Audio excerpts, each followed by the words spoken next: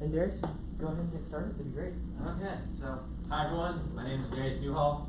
I'm from San Diego. I know Alexander through reffing. I have a master's in communication, and currently I am faculty down at San Diego Basic Community College. So Alexander texted me the other day wanting me to give you all a little speech on how you can effectively present your pitches, as well as I'm going to talk about a little bit of the art of persuasion, and also how to simplify your PowerPoints. So one of the biggest things I see in grading speeches is people try to throw a ton of information in a short amount of time, and it's really not effective. So hopefully after today's pitch, or after today's speech, you'll be able to simplify what you're going to do and be more effective for your competition in a couple weeks. So if you have any questions or you want to clarify anything, please feel free to raise your hand, interrupt me. I take no offense to that. So also if I might talk a little too fast, so if you need me to slow down, let me know. So we're going to go over different styles of presentation, persuasion, how you can be effective at delivering, and as well as effectively showing off your presentation aids. Presentation aids are one of the biggest things that can make or break your speech. So if you can effectively add to that and make them essentially creative while getting across the right information that you need, you're going to go very far in your competition, I feel. So from what it sounds like from the couple of minutes Alexander talked to me about the presentations y'all are going to be doing, you are doing an extemporaneous speech. So it is carefully planned out. However, you still want to sound genuine and spontaneous. We've all heard a speech or a pitch from someone where they clearly love the product, but they sound very robotic, very monotone. They've rehearsed it many times, and just the emotion, the passion, the reason you're doing it disappears from the speech. We do not want that in your speech. So that's why we're going to focus on the extemporaneous speech. Typically, when you make this speech, you want to have an informal outline along with a note card. Are y'all allowed note cards for your pitches or not? You're allowed to, although it's not recommended because you'll have your pitch deck, your slides up on the board. But you may have them. Okay. So one thing with having your slides up on the board, you really don't want to be breaking eye contact with your audience. You want to be focused on your audience. A lot of times, if you have to look back at your slides to know what you're talking about, say you blank, you're trying to keep on track because you want to stay on time. If you break off with your audience, come on in, sir. It might be distracting, and whoever is listening to your pitch might be, okay, this person doesn't know exactly what they're talking about, they're not seeing me as professional. So you want to be really aware of that. I personally, for my classes, when my kids give speeches, I recommend having a note card, a 3x5 note card, not a fold-up piece of paper, just because you want to look professional. They shouldn't have everything on you from your pitch on there, but it should have key main points that will keep you on track. So if you lose your spot, you can look, okay, my third bullet's highlighted yellow, okay, that means I'm on the investment part, or if it's green for the money, investment. So that's what I recommend. You also, with extemporaneous speech, you are having strong eye contact, and your voice varies.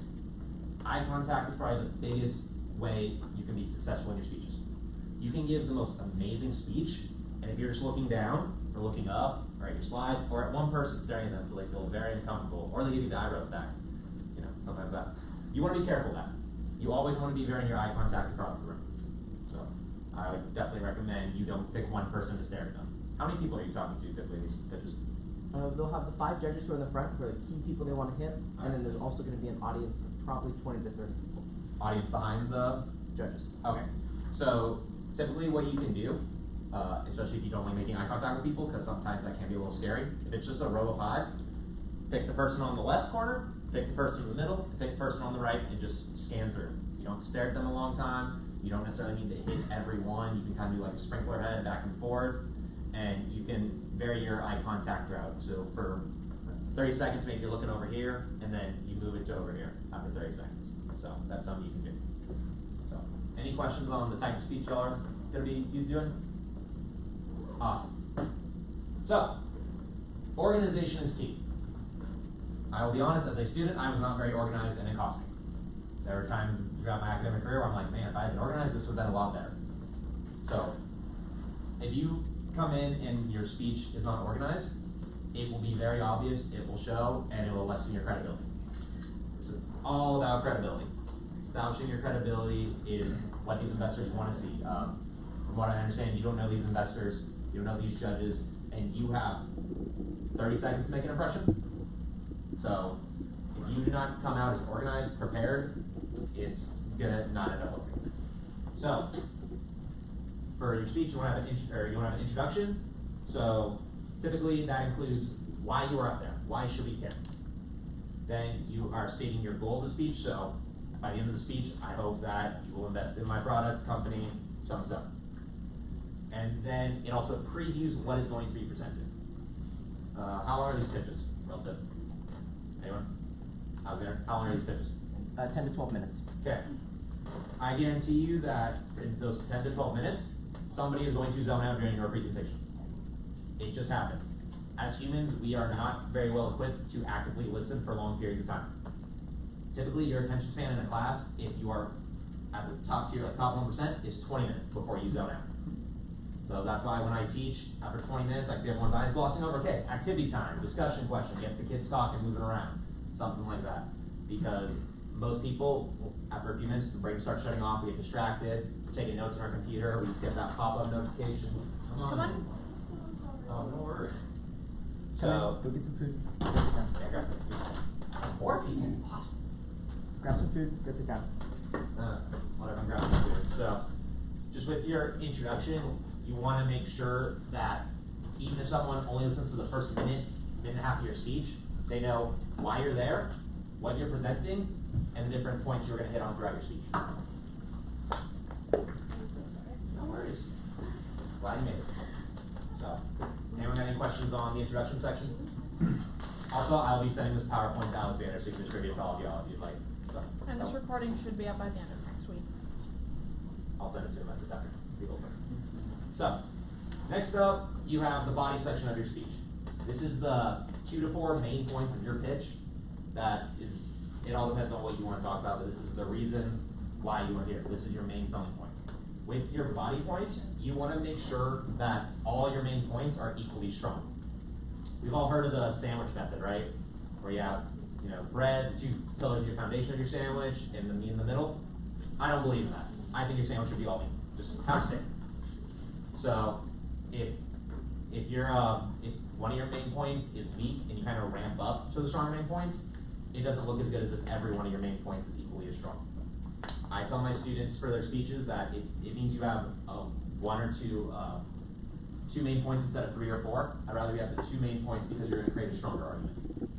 At the end of the day, you are arguing why your pitch should be invested in. So if you are presenting these main points and one of them is weak, these investors know that it needs to be a solid foundation, a solid investment on their part. Like, they don't want to be investing in something that's shaky. So make sure that all your main points are equally strong. Yes, ma'am. And what is your name? Oh, I'm McKinley. Hi, McKinley. My question is going to be phrased kind of weird. Because it's a business plan, we're kind of hitting up out of like a whole bunch of different aspects. How do you recommend we kind of like put the body together to be like a couple of main points when we have like a little bit on marketing, a little bit on finance, a little bit on the team. It's okay. like all very kind of modge-podgy. So if those are your 3 main points, let's go marketing, finance, and team, right? Is that what you said? What are the 3? Well, there's like more than 3, but they're like little. I would just, however you feel comfortable wording it, like, okay, so if you're pitching a business, you obviously the first point should be what it is you're trying to sell, so you know what it is. Right. So I'd go into the product or the idea or whatever that is, then maybe you get into the finances behind it, or just, sorry, I'm not a business major, so it's kind of that's kind of how I would lay it out. Okay. And if for whatever reason you do need to hit on a point and it is a weaker point, I recommend you throw that more, like, kind of buried in the middle. That's also the place where most people are more likely to zone out. So, any other questions on the body? Alright. Next up, you have the conclusion.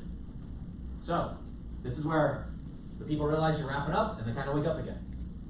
So, you need to make sure you hit on what you just talked about. So, restate your thesis. I want you to invest into my company, product. You summarize your main points. So this is where you review, okay, we went over what the product is, here's the quick blurb of the finances, my team that I need, things like that. And then have a memorable moment at the end. And we've all seen Shark Tank episodes, right? Where they have like a memorable catch line at the end, something like that. Sometimes it's real cheesy, sometimes it works. So, I personally like the cheesy ones, I find them more funny, but I'm not the one investing in y'all, so there's that. And one thing that every speech needs is transitions. So like you said, some of these are a little bit hodgepodge. Like how do you go from the product to finances to the team? Your transitions do not need to be complex. They do not need to have a super large thread tying them together, your main points. All it needs to be is, now that I'm done talking about the product, here's the finances behind the pitch so far. So, something simple like that. Does not need to be complicated. So, basically it summarizes down to this. You're gonna tell them what you want with your introduction, you're gonna tell them with the body's part of your speech, and you're gonna tell them what you told them. This way, it ensures that no matter if a person was paying attention for the full 10 to 12 minutes, or if they're only paying attention for 3 to 4, they know what you are talking about. We like to think that everyone's listening, unless you're the first one up probably, or maybe the last person because they're excited to get out there. Judges more likely are going to be zoning out during your speech. Hate to say it, but it's true. Actively listening is very hard. So we need to make sure that throughout the entire pitch, there's no excuse for them not to know what you are presenting to them. Any questions? Awesome. So, at the end of the day, you are trying to win something, you need to persuade people. So what is persuasion? And this is not a rhetorical question, I need some answers. The art of convincing people. Okay, what does that mean? Why is it an art? How do you convince somebody? Because there's different methods of doing it. Getting them to agree with you. Getting them to agree with you, okay. Kind of on the right track. It's an art of persuasion. Are you forcing them to do something? See some head shakes. So, if we're forcing someone to do something, is that persuasion or what is that called? Coercion. Coercion, yep. So, simple definition of it, you are attempting to motivate others through your communication to hopefully adopt or maintain a specific manner of thinking or doing. So you are trying to persuade the 5 judges to invest in your company / pitch. Pretty straightforward there. So, one thing with persuasion, I don't really think this applies to your pitches, but it's a good thing to know. It is very hard to make someone go from one end of the spectrum to the other. You need to make them go in increments. Persuasion is much more effective if you have a little give and take. You're not making them go from one extreme to the other. That's why smoking research regarding people who smoke and trying to get them to quit, going cold turkey, is not necessarily effective. You have to do it in stages. So I'll get on the slide. Okay, so you want to persuade the 5 people sitting in front of you that are the judges. So, do you need to persuade anyone else in that room? No. So, when you end up going to, typically you need a full, every judge to invest in you for these, or no? How many do you need? They vote. So they vote on it. So you need 3 people. You need to deliver the best presentation so that you get the best score. Sure. But bare minimum, how many people do you need to get the majority? You need them all. Okay. 3. Let's start with 3. Let's start with 3, Darius. Yeah, start with 3. So, if you know who you're speaking to, you know the background of these judges, which personally I would look into just to make sure that you can kind of see if your pitch is even relative to them. That's what people do on Shark Tank. They go and, okay, if they're bringing in a fashion line, they I don't know his name, but they have the guy who's in the fashion. If it's tech, usually it's Mark Cuban. If it's someone with finance, it's usually Mr. Wonderful, if I remember correctly. It's been a while since I watched the show. But you want to make sure that if you know that one of the judges does not care about your pitch at all, like their realm does not enter what you're talking about, you don't necessarily need to focus on them. Am I focused on them? So that means maybe a little less eye contact with them, maybe a little less gearing your examples toward using them as your example. If you ask the person to come up and be your guinea pig, if you have a volunteer product, something like that. So I would just be trying to do a little research on who you were talking to. Any questions on that? Alright, so a couple more qualities of persuasion is we have context and timing. So when you are persuading someone to do something or to invest in your product, you need to make sure that they understand what they are investing into. So basically, the context, this is nice because you are all in basically a Shark Tank meeting. They understand what they're there for. If this was just, you're out in the real world trying to get a real investor, and maybe let's say you meet them, at a local restaurant, or you run into them somewhere that isn't necessarily where business happens, you need to understand, is it appropriate for me to try and talk to them about it? This is where you get that 90-second elevator pitch. This is where you're Just giving them the very simple, bare bones explanation of what you're trying to get across. If you go, anyone ever have a conversation with someone and they go really in depth into the topic and you're just like, I was not prepared for that? We've all been there. So you don't want to be that person. You don't want to be that person. Also, timing. So like I said, is it appropriate to be talking about this? Obviously in your situation when you're in a competition, yes, it is very appropriate. But if you are out in the real world, just passing, you know, you're at a restaurant, bar, drinks, wherever, in a place where it's not happening, you want to be careful. So, because you may come off as too strong. We all have that friend, sometimes we are that friend who's just way too strong-headed, thinks it's always the appropriate time, place to talk about certain things. Just be aware of that. Okay. So, this goes back to the introduction of your pitch. You need to make sure that everyone is interested in what you are talking about. If they have no interest in what you have to say, it is very unlikely, not impossible, but very unlikely that they can be persuaded. I'll go into a few qualities of persuasion in a second here, but if people are not interested in what you have to say, like I said, they start zoning out, they start thinking about, you know, oh, did I leave the sprinkler on and it's raining for the 1 week in California? Am I gonna have to get a babysitter for my kid? Things like that. Their minds start wandering about other things. You wanna make sure that you bring them in really quick. So, for your pitch, we've all seen the crazy examples on Shark Tank where they just come out, maybe they're using the product or they have a weird tagline, and you all see all the judges' reactions like, oh, that's interesting, or they're trying to figure out what the product is.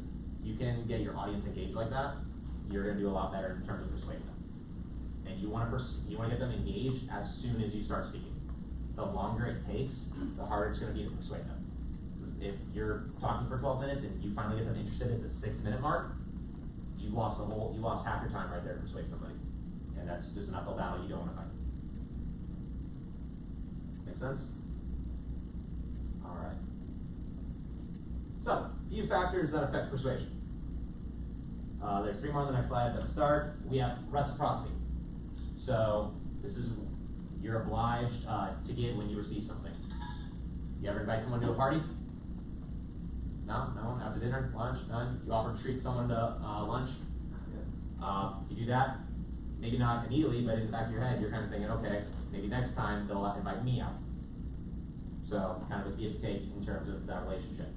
You also have scarcity. People want things that they can't have. Supply and demand. People right now want toilet paper. They can't get it. It's really sad. I don't understand where the toilet paper thing came from, but people want it. So, if you are providing something, your pitch, your service is something that is that provides something rare, people are much more likely to be persuaded to help you out. Then we have authority. You need to come off as credible, knowledgeable, and an expert, even if you're not. So, if I were to come in here, if I came in here with my hair grew out much longer, tank top, shorts, and flip-flops, would I be deemed as credible? I mean, you know me, that doesn't count, but the rest of y'all. Surfer dude comes in here and be like, what's up, bro? It'd be funny, but you're probably not credible. So, I'm assuming when you give your pitch, all of you, business casual at the very minimum, right? Business professional. There you go. Unless your pitch requires you to do something else. So we had someone last year who came in and was presenting something with laundry, and so he walked in like, it was still like a dress shirt, but like he had a laundry basket and everything. It was like an untucked dress shirt. Right. So that fit in with what he did, which is great. But you guys, you're pitching professionally, so whatever you deem best for what you're trying to sell. And something that Alexander just said, avoid saying you guys. It's a big, it may not seem like a lot, but I'm assuming the crop of judges is both male and female. Yes. You guys, I know it's a dialect we always use in Southern California, it divides up the room in half. And typically, most times, guys, we're in the minority. I like saying you all, y'all, they, them, it's a plural term. Try avoiding you guys. It may not seem like much, but I guarantee it will be noticed. So, any questions on these 3? Love people to have questions. Makes my job. So, other 3 factors. We have consistency, liking, and consensus. So, consistency is asking for a small commitment. So, this goes back to the idea that it's really hard to make someone go from one extreme to the other. In the study where this was pulled from, what they did is they asked a neighborhood, hey, would you be willing to put up a sign that tells drivers to go slow in the neighborhood because kids are playing? A yard sign. And most of the neighborhood said no. It was declined. Most people did not want to do it. However, a neighborhood over, and before this, they asked them, would you like to put a little postcard in your window? So a little commitment. And the majority of people said yes. Then after the postcard was up for a couple weeks, they went back to your hey, would you be willing to put the yard sign up? And most of them said yes. So if you do it in stages, you're more likely to persuade people. So this might go back to, if you're actually asking for an investment in a real world scenario, you don't ask for all you need. You're not trying, if you know you're not gonna be able to get it, you don't ask for all you need, you ask for a certain percentage, a certain amount, and then you come back a little while later and you ask, hey, can I get some more? You know, you give them that example of, hey, we're building, we're gonna need more money. I don't need it all up front, but maybe 20K, you know, first year, and then next year, 40K, something. I'm sure that's small numbers, y'all aren't gonna be millionaires, I'm sure, but. So, next up, liking. So this sounds very superficial, but we are persuaded by people we like. It's very superficial, I know. But we like people who are similar to us, who give us compliments, and who cooperate with us. Can we all think of someone who we don't like working with because they're difficult?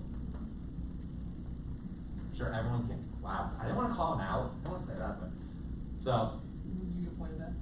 She pointed that. That's funny. Yeah. So, but at the end of the day, similarity can be anything to how you look. If you are similar in how skin color, body type, things like that, can also be into your interests. So, if you we typically like people who were around more. You know, I'm sure you like the people who are in your classes. I would hope. No, I'm sorry. And then with the compliments, it's just we like people who are next to us. Pretty straightforward there. And lastly, consensus. So we look for others to determine how we are going to act in the future. This is social cognitive behavior theory. So what that is when you were all growing up, how did you learn to act on the playground? Think about it. How did you learn? You watch everyone else. Mm-hmm. You see, did anyone really get explained the rules of Foursquare growing up? I didn't. You learn by watching, learn by doing. So in a pitch, I mean, honestly, at this competition, I would say look at the other people there, see how they're doing things. And if you like how they're doing it, steal it. There's nothing wrong with that. There's nothing wrong with that. Obviously, don't steal their intellectual property, but if they have a method to their presentation that you like their speaking style, you like their movement, things of that nature, it's really good to incorporate it. I'm always trying to learn from other teachers on how to present things in class. So typically, I like walking around. I'm sure you can tell I'm like nervous energy. I don't know why, but just like moving around. Other teachers like stand still. I learn how to use different programs from other teachers, things like that. So it's always good to steal from other people. Nothing wrong with it, except unless it's plagiarism. That's not good. No plagiarism. So, anything on the factors of persuasion? Alexander, question: are they allowed? Are you expected to stand still during your presentation, or? Okay. You could use the stage as you see fit. Alright. If you are, I'll put this on a little bit. If you are comfortable with moving, move during your transitions. Nothing is more distracting than when you're moving when you're actually talking about the meat of your product, the main points. Transition time is the perfect time to move. It keeps people awake. It's like, oh, he went from point A to point B. Let me wake up a little bit. So you don't need to move that often, 2-3 times, more than enough in 10-12 minutes each. So, also, don't run across the stage. That's probably very distracting. Unless you're like running shoes or something. Alright. So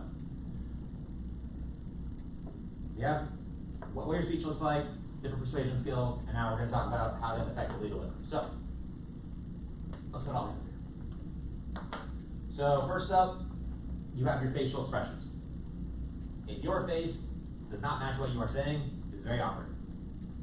So anyone ever been talking to someone and they're talking about like the death of someone in the family or a dog, and they're just smiling ear to ear? Just my family? Okay, sorry. You want to make sure that your energy, your facial expressions match your emotion. Obviously, if you're happy about your product or it really does inspire you, be happy about it, but know if you are going a little too overboard. Also know if you are very monotone, if you don't like expressing your emotions that much, you might need to incorporate some emotions during your speech to show people that you are interested. It's not saying that people don't believe you're interested, it's just if you don't match what you're saying, a lot of people kind of turn off. So, okay, eye contact. We hit on this already, but please use eye contact. But just don't stare at the certain person too long. Okay. Next up, body and posture. So, everyone here watches TED Talks occasionally, I imagine, right? We've all seen a TED Talk. Probably the most famous one is Amy Cuddy's Faking It Till You Make It. Has anyone seen that? Seen it? So, do you remember it all, or has it been a while? Okay. So, basically what this TED Talk is 20 minutes. She's talking about her journey through academia, how she always felt like she was faking it, and then eventually she became it when she was a professor, and student was like, I don't belong here, I'm an imposter. But how to confront that, it's very simple exercise, is your body posture. They had an experiment where they had people sitting for 2 minutes before an interview, slouched over in poor body posture, exposing less confidence, and in the interview, they did worse in their interviews. However, when they were standing confidently, like a superhero pose, not kidding, they did the Wonder Woman pose, they did much better in their interviews for 2 minutes. So before you go on stage, some of you are nervous, I'm sure, before speaking. Public speaking induces anxiety. It's all eyes on us. It strikes back to our primal instinct of, oh my God, all eyes on us, I'm about to be eaten, and your heart rate starts elevating and things get a little wild. So if you just hold that body position, you got 2 minutes before you head out there, and you're just sitting there confidently, you are going to do fine. You may not think you did fine, but I guarantee you did a lot better than if you were just kind of hunched over like, oh my God, oh my God, oh my God. So keep that in mind. Next up, use gestures. So first off, if you have anything jangly, dangly, take it off. We like to fidget with things, especially when we're nervous. That's why I put the clicker down and I'm fidgeting with it for like the last 15 minutes. You do not want to have any distractions of it. You are the star of the show. You have that 10 to 12 minutes and that is yours. So you want to make sure there's no distractions. So guys, it's typically watches, rings, or keys. Car keys are probably the biggest thing guys like to play with, especially if you put your hands in your pockets. Your hands should never be in your pockets during this pitch unless it's like a pocket product. So, because with your hands in your pockets, can you really move? Like give gestures?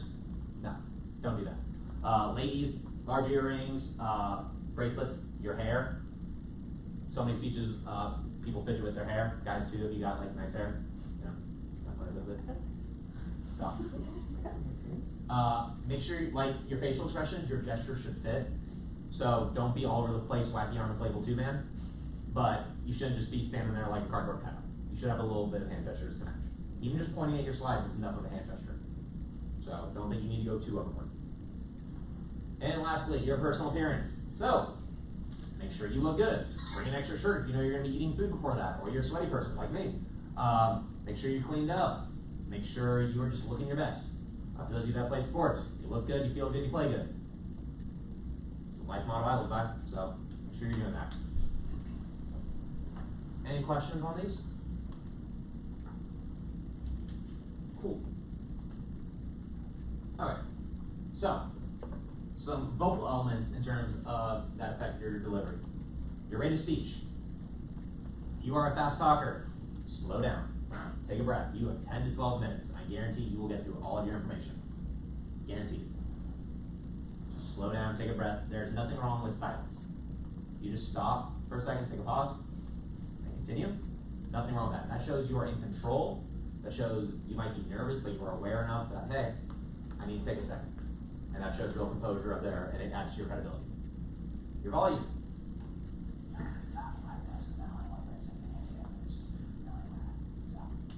Also, you don't want to be yelling at the top of your lungs!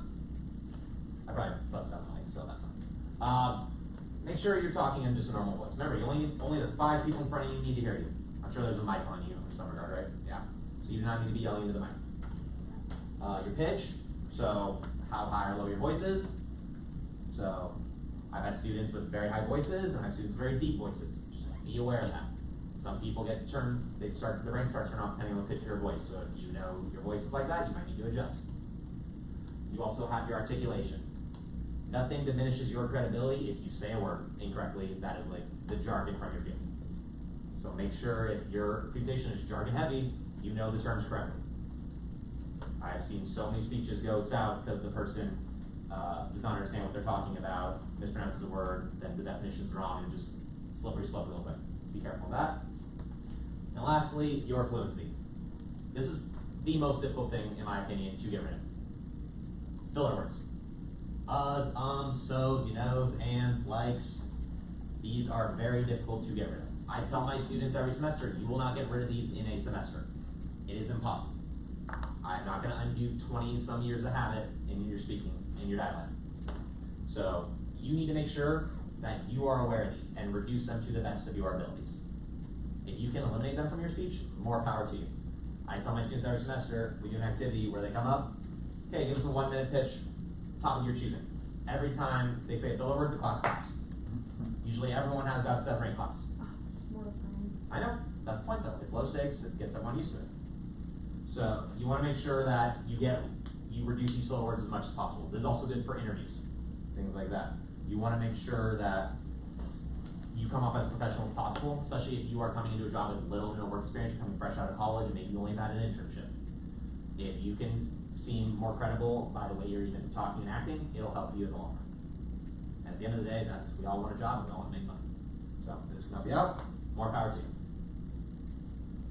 Okay, so this is the last couple slides. Presentation aids. There are all these up here because it's a lot. So your presentation aids should add to your speech, not distract from it. I had a student one time talk about the social issue of FOMO, fear of missing out. He had a 50 slide presentation for an 8 to 10 minute speech. And it was all memes and it was hilarious. But man, I did not listen to a single thing he said. I was too busy reading his memes. So you want to make sure that you're not distracting from it. They should be short, sweet, and to the point. They're there to improve attention, improve learning, recall, and you want to have more pictures than words.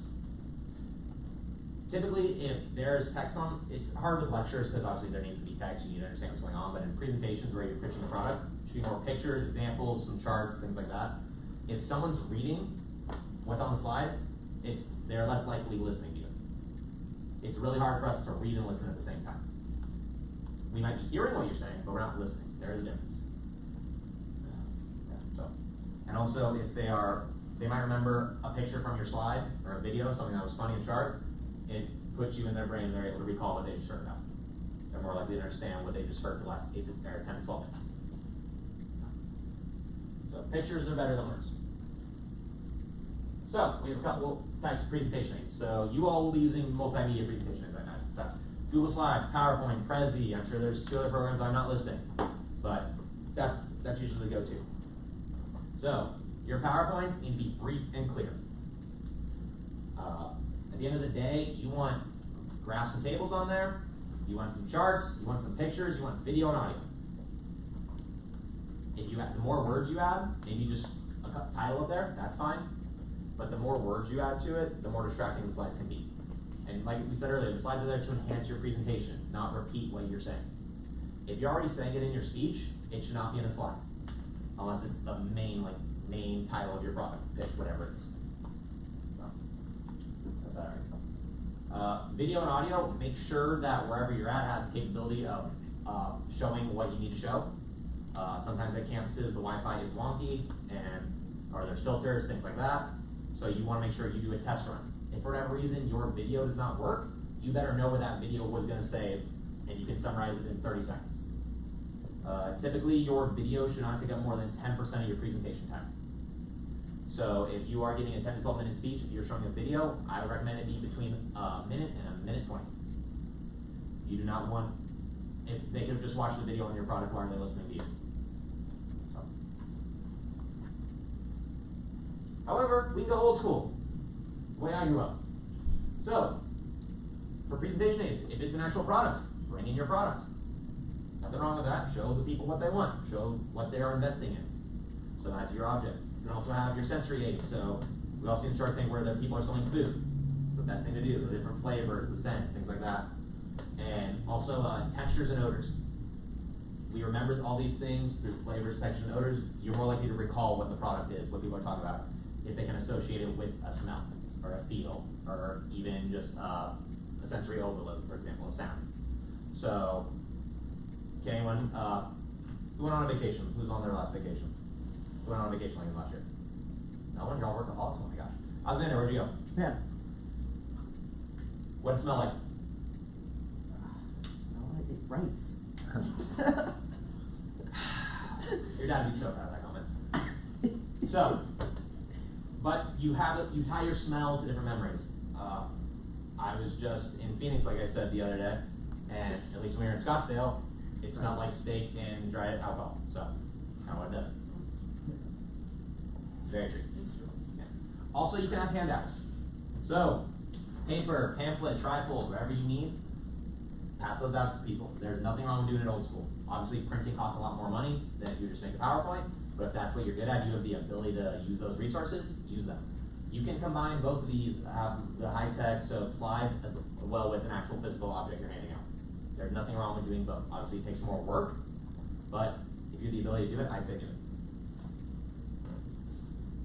So, 2 slides. So, with your presentation aids, remember what the point of your speech is, and consider the context. So, a couple things. Text size, so the size and arrangement of your room. Will everyone be able to see it? I've been in classrooms where the screen is like this big, and the classroom's probably another 20 feet back still. So, will the kid in the back be able to see it? Probably not, so I have to adjust. Text size gets a little bigger. Your time available for your speech. Like I said, you do not need 50 slides. You can have 3 slides, that's all you need. There's nothing wrong. Keep it simple. Keep it simple. And lastly, the resources available. As a teacher, you don't know what classroom you get sometimes. Sometimes classrooms aren't upgraded. This is nice, smart podium, use that, it's good to go. But I also brought it back up because the projector for the HDMI cord was showing purple. So I brought it on a USB, just in case. So you want to make sure that you have a backup plan for your PowerPoint. So I'm assuming all of you are going to use PowerPoints for your pitch. I would say have it in 3 spots. So you can either have it in your email right away, Dropbox drive, wherever you have it, and preferably a physical USB. That's what I recommend. So. And lastly, strive for simplicity. Keep it simple, stupid. My favorite saying. You make things more complicated in the long run, that's more points of failure. And 10, 12 minutes is not a lot of time to fix something. Because if you go up there and there's something wrong, there's an error you didn't catch, it just kills your credibility. You also want to keep all your text big, bold, and brief. If you have any writing in there, big, bold, and brief. Be ethical, so do not lie about your products or your finances. They have a way of finding things out, so careful of that. Biggest way you're going to have success, though, is by practicing with your presentation aid. So you shouldn't be looking back at the slide, okay, I talk about this, I talk about this, okay, next slide.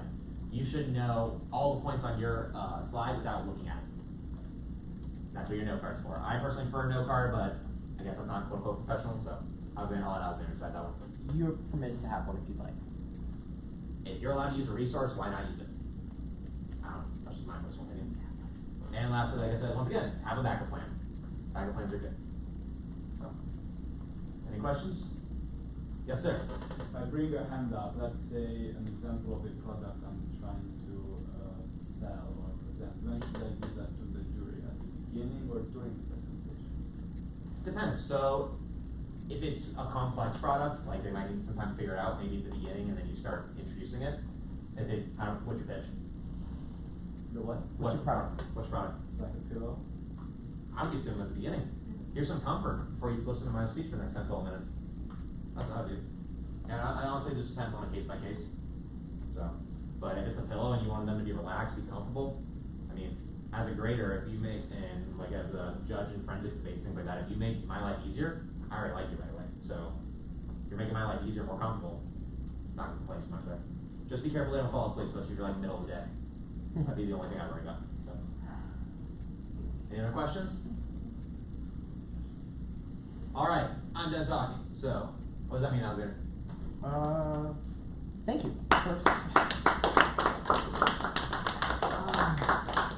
Darius, that's great. First, does anyone have any questions for Darius? Anything about the presentation overall, pitch decks, anything like that? No, excellent. So we got a few announcements real quick. First of all, upcoming dates. I'm sending out an email tonight, but just so that you guys are aware, our next upcoming date is going to be March 19th. That is next Thursday. That's when your physical business plans will be due. So by midnight that night, make sure you get those sent in next Thursday night. All right? That'll give us about a week and a half to get them to the written plan judges, have them come back to us. All right? 2 weeks from now is going to be March 25th. That's our Bring It All Together workshop. That's where we will get you all the information, every single thing you need to sign in terms of actually participating in the competition, how the presentation will go, and how the progression of everything on the competition day. So that's going to be in 2 weeks. Would you repeat the date? Yes. Business plans are March 19th, and Bring It All Together workshop is March 25th. That's Wednesday. What time? That's going to be 5 p.m. That'll be once again in this room. I am bringing in and out that night, so is there anyone who can't have a cheeseburger? Alright, then we'll talk. But other than that, I'm just going to be bringing in and out for everyone for fries. It's the last workshop. It's for staying here and being as good as you guys are. For Thursday, March 26th, that's the day after that Bring It All Together workshop, your pitch deck, which is what we just talked about, your slides will be due. And Oh wait, so do what day? Right. Thursday, March 26th. So it's the day after our last workshop.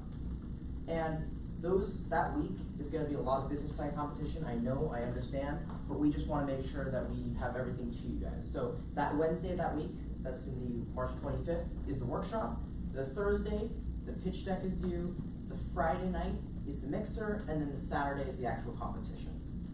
So that Wednesday, Thursday, Friday, Saturday is going to be a lot of things in terms of business plan competition.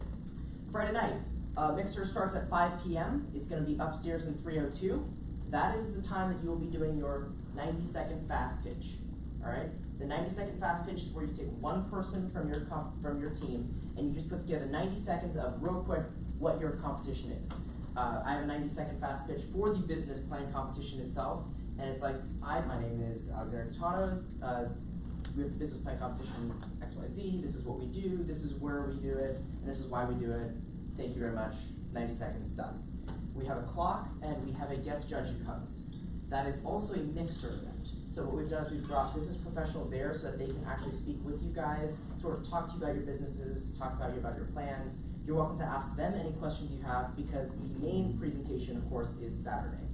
Saturday is formatted a little bit real quick before we go to Saturday. Any questions on Friday night mixer?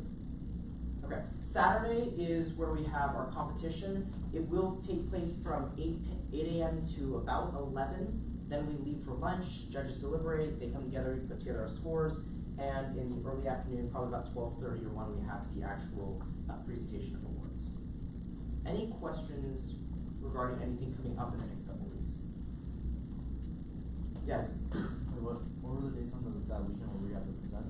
And 28th is the day of the actual 28th is competition, 27th is the mixer, 26th your pitch deck is due, and 25th is the workshop. Okay.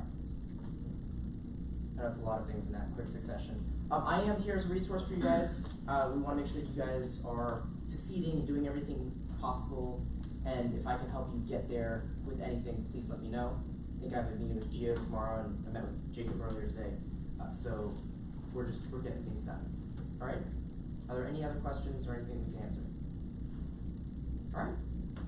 With that, I think you guys are good to go. Please take some pizza, take something to eat, and have a great night. Thank you. By the way, you have a little more time. We usually leave a little bit of time if you want to ask Darius any questions, or if you want to start working on the presentation itself. I have an outline that I can send you guys later tonight. It won't have a ton of stuff, but if you're trying to figure out what exactly to include, it gives you good things to include. You essentially want to put everything in the pitch deck that you would have in your actual business plan document, right? So, because your judges on the competition day won't have your document. So, they only have what we give them in terms of the presentation. All right? Thanks, guys. You good? Or you can or whatever. I have a question. What's up? So, Timmy, can you turn around? What's up? What's your name? what do we need